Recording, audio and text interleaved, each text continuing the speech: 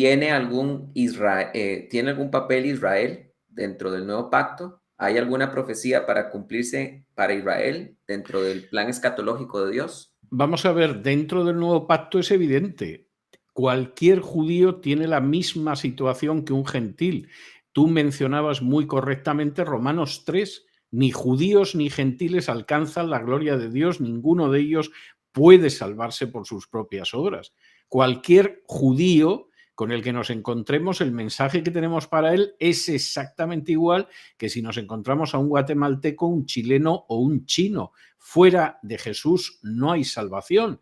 Y como dice muy claramente Pedro en esas predicaciones en Hechos 3 y en Hechos 4, la única salida que tenéis es al arrepentimiento, el bautizaos en el nombre de Jesús y el hecho de que cualquiera que no crea en Jesús es arrancado, es desarraigado de Israel. No es Israel. Por mucho que lleve una bandera y diga que es el Estado de Israel, a los ojos de Dios no es Israel. Y eso es algo que tiene que quedar muy claro para el pueblo judío.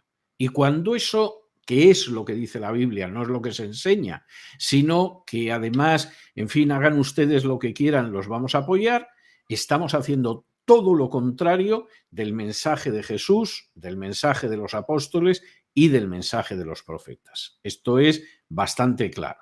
Ahora, ¿va a haber profecías en el futuro para el pueblo judío como tal pueblo judío? No, porque el sistema dispensacionalista es falso. Por ejemplo, habla de una profecía de las 70 semanas de la que queda la semana 70 por cumplir. Esto es un disparate en términos históricos y teológicos. La semana 70 se cumplió precisamente en la vida de Jesús. En esa semana 70, la mitad, se dice que sería quitada la vida al Mesías, que se daría muerte al Mesías. Luego no puede ser una semana por ahí perdida, aparte de que es estúpido pensar que se cumplen 69 semanas, de pronto eso se para y miles de años después se cumple la semana 70. Semejante disparate hasta la aparición del dispensacionalismo no lo creyó nadie, ni los reformadores, ni los primeros cristianos, ni cosa parecida.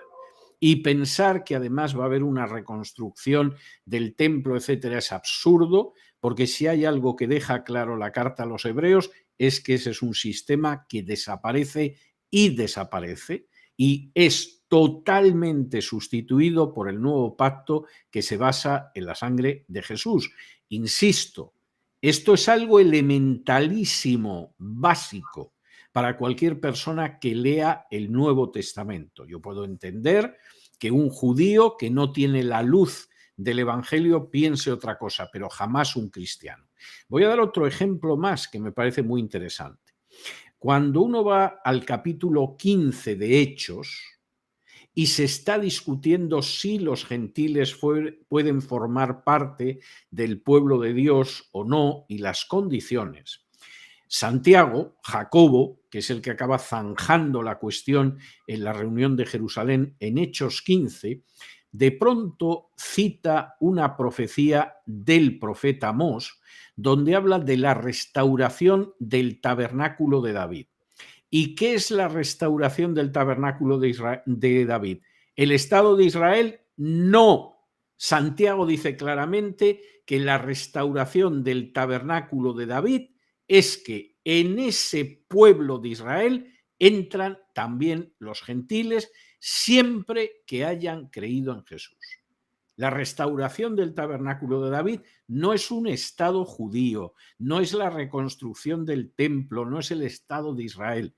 La restauración del tabernáculo de David es que junto con los judíos que creen, forman parte del Israel de Dios los gentiles que creen.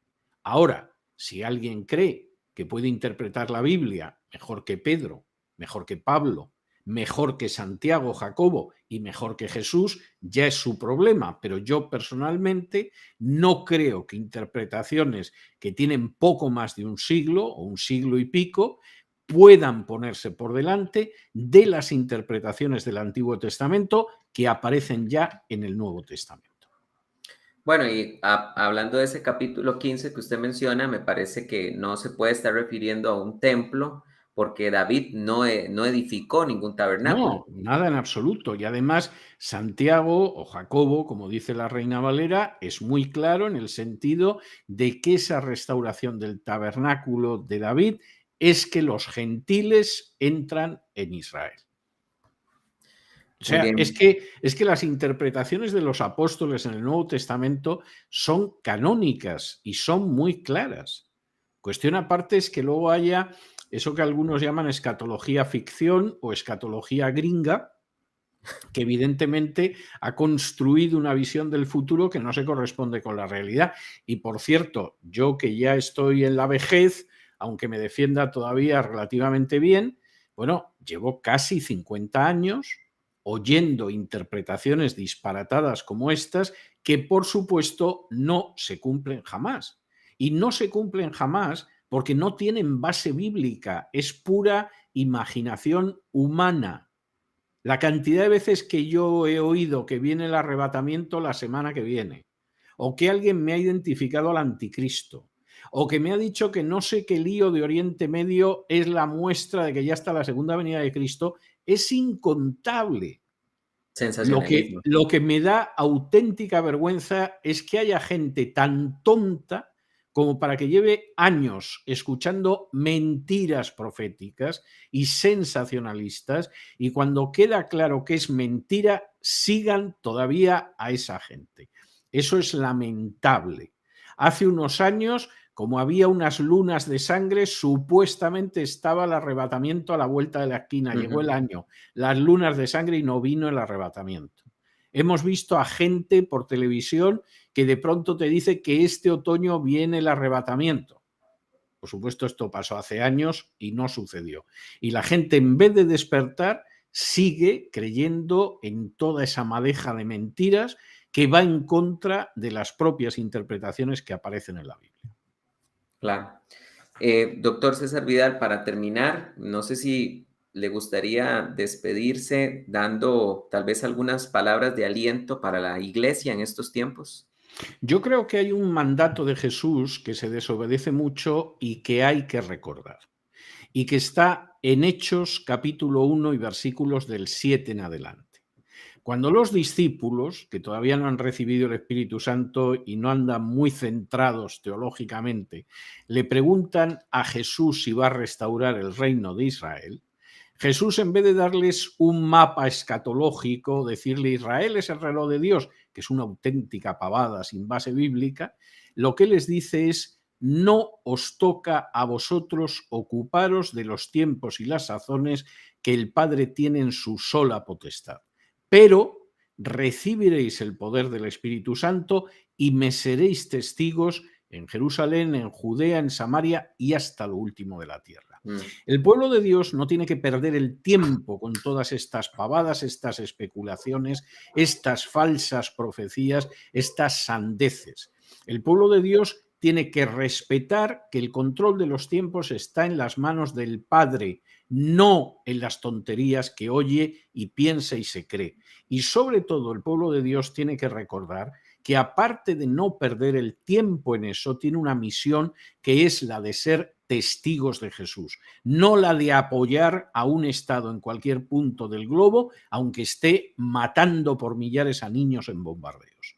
Y eso es tremendamente importante. El pueblo de Dios tiene que centrarse en su misión y su misión es compartir el Evangelio y decir a todas las personas, sean judíos o gentiles, hombres o mujeres, ricos o pobres, que fuera de Jesús no hay salvación, Amén. porque solo podemos tener salvación en el nombre de Jesús, Amén. el único dado a los hombres para que puedan ser salvos. Amén. Completamente amén. Bueno, de verdad que, doctor César Vidal, de verdad que muchísimas gracias por estos 55 minutos de su tiempo y sé que la comunidad de Teología Paulina ha recibido también muchísima información valiosa. Me parece que el cierre que usted nos está dando es muy importante. La iglesia, concuerdo completamente con usted de que tiene que dedicar más tiempo a evangelizar que a especular. Eso está muy claro Totalmente. y creo que es muy valioso lo que usted nos dice. Doctor César Vidal, déjeme antes de despedirme, anunciar los libros que quería mencionar. Quiero decirle a la comunidad de Teología Paulina que hace poco compré este libro que se llama Apóstol de las Naciones, que es un libro que Para está las relacionado con naciones. Pablo. Apóstol Sí, para las para Naciones. las naciones. Apóstol para las Naciones.